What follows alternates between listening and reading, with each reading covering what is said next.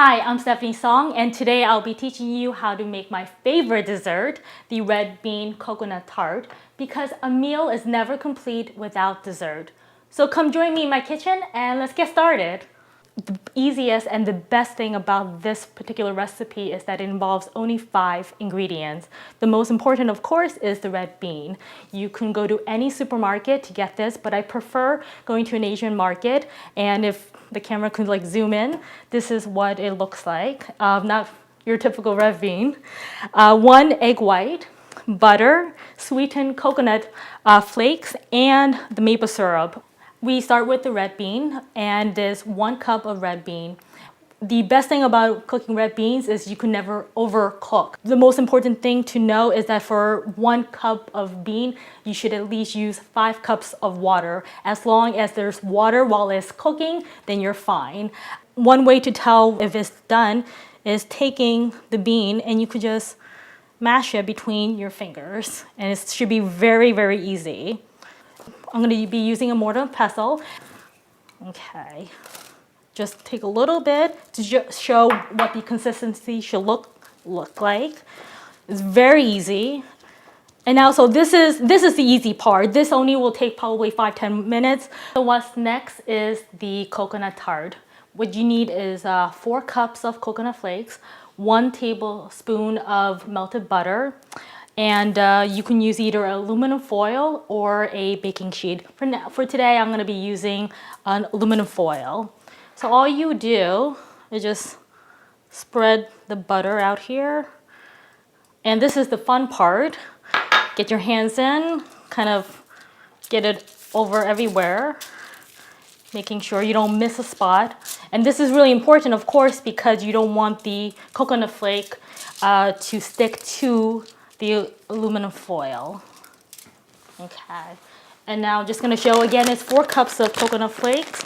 But just to show you, all you have to do is just have the flake here and just really, just get your hands just dirty in there and just spread it out. And this is the fun part of baking. Okay. What you do also is preheat the oven to 350. Okay, put the foil in the top rack because the total time you need with this is 10 minutes. After you take out the toasted coconut flakes, you let it cool again for, I would say, like 5-10 minutes. And this is a part where now, if you have a food processor, you can use it. But the great thing again with this is if you don't, then all you need is a big knife like this and just have it right here. And this is also the fun part, just chop it up as much as you can. It doesn't have to be like really tiny pieces. After you do this, you just put it in a mixing bowl.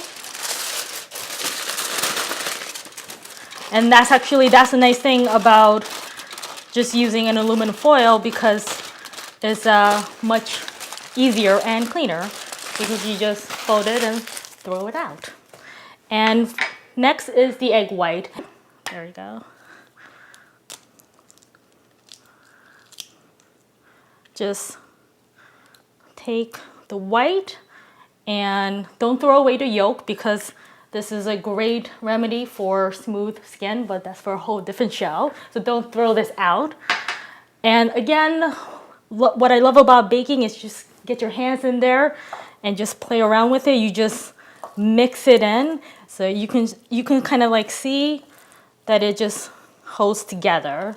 You can use baking cups for this, or you can use tart shells. So you just take a little bit, you sort of make a little ball.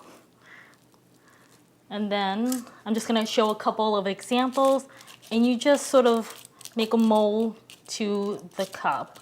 Just kind of pressing it to the side so it looks like the shape of a tart shell. So that's very simple. Just go like that. And just using your fingers, just mold to the shape of the baking cup all the way to the side, on the bottom, So it looks like in the shape of a tart shell. Just put it in the oven top. After you turn off the oven after 10 minutes, then you just let it sit in there. It's still good. The oven is still going to be warm. It's still going to be cooking. You let it in there for half an hour or until your kitchen smells like a tropical island. And you will know what I mean by that in 30 minutes. And this is what it will look like. Just take this. Take a spoon, just scoop it like you would scoop an ice cream, and just put it in there, and just sort of, play and just fill it in all the little corners. Very simply, just kind of mold to the tart shell. And this is the end result. This is what it looks like. Oops. There we go. Perfect. Delicious. Yummy. So there we have it, the red bean coconut tart. You could make it aesthetically pleasing by garnishing it with maraschino cherries or walnut, or in this case what I did was just using leftover coconut flakes. What's important is that because of the red bean, it is also high in protein and dietary fiber. What I love about this recipe, that it is not only delicious, but it just has the right amount of sweetness, and the coconut is just the right amount of, a coconut taste. I know, it's an acquired taste, but I love it. I think it's underused in pastries. Well, there we have it. I hope you enjoyed this as much as I did, and thanks for watching.